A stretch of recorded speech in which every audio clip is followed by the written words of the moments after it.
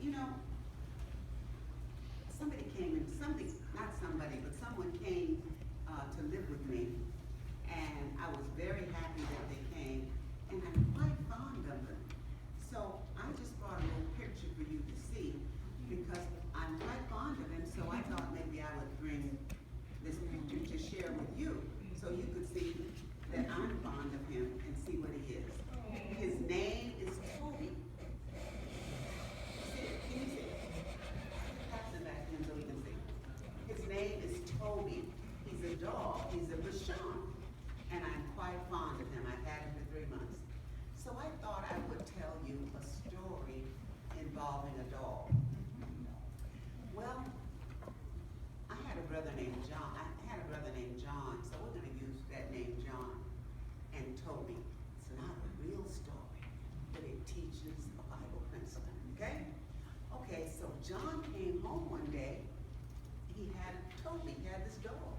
So John came home, and the lady across the street was just calling, come, come, come. And John didn't know what was going on. He left his dog out in the yard. And he's come, come. So he went over there, and much to his sorrow and sadness, Toby was laying on the ground. And you know how fish is? He was and he was acting like he was crazy, and his eyes were all going crazy ways, and he was foaming at the mouth. And John was so sorry because he loved his dog, and he was so sorry. He didn't know what to do. But the neighbor was there, and she helped him. She couldn't help the dog, but she helped by calling John to come over and see the dog. That's part of the adult Sabbath school lesson too, helping others with compassion. So anyway, John picked his dog up, and then he ran inside, and he didn't know what to do, but he said he was going to call the vet, because that's all he can do. You know what a vet is? A veterinarian. What does a veterinarian do? Veterinarian helps animals who are sick. Absolutely, they help animals. So he called the vet, and he told him all the things that was happening to the dog. His eyes, and what was happening coming out of his mouth? Foam was coming out of his mouth, and he was making all sorts of crazy motions and things. And the vet said, well, bring him. So John said, okay, and he picked him up again, and the dog was so excited because dogs have claws, and his paws scratched his arm, and blood came out. But the dog didn't mean to do it. The dog was having such a hard time, and whatever. He scratched his arm, but that's okay. John loved him. But then blood was coming out of his arm. So, but he took the dog to the vet, and he told the vet, he doesn't have rabies, does he? Because I know rabies, if dogs get rabies, that's a very bad thing. And the vet said, well, the only way we can tell if he has rabies is if we take a biopsy from the brain, check the brain cells. But you know, in order to do that, you have to kill the dog, right? You can't take the sample from the brain if you don't kill the dog. John was so sad. But anyway, the vet came out and he looked at the dog. He said, no. John was also excited because when he picked the dog up and he clawed the blood, then the saliva and the foam from the dog's mouth fell right on that place where the blood was coming out.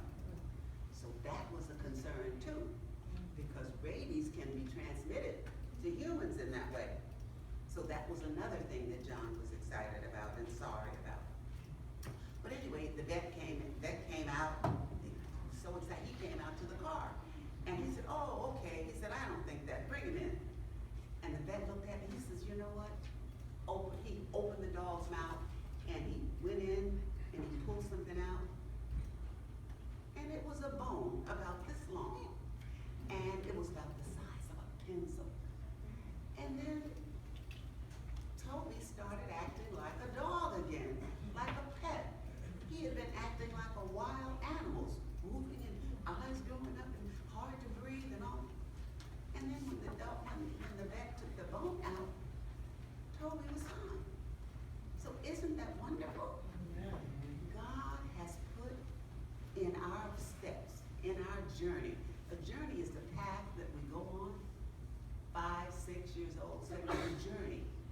God has put people there to help you sick and you have a tummy ache, what do you do? When you have a tummy ache, what do you do? I run to my mom.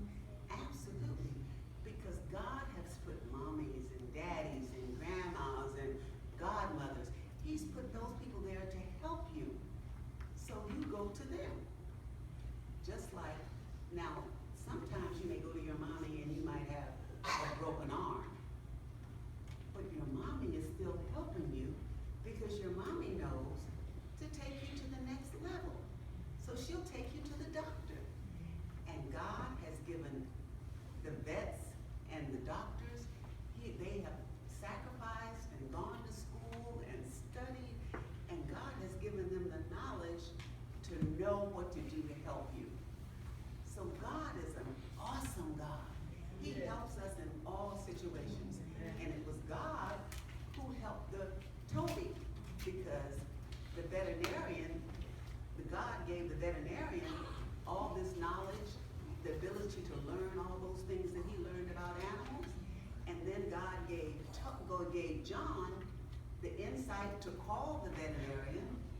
And then the lady, the neighbor, had the courage and the sympathy and the compassion to call John when he came. So it goes down one to the other. So whoever you can help, you help as much as you can.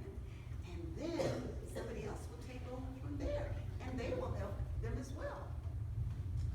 Okay, so that's our story for today. The adult Sabbath school lesson. Passion, one for the other. Sympathy is fine. You feel sorry for somebody, right? But when you feel compassion for somebody, you add to the sympathy and you do something about it. Okay? Okay, so we want to ask God sometimes to put people in our way to help us.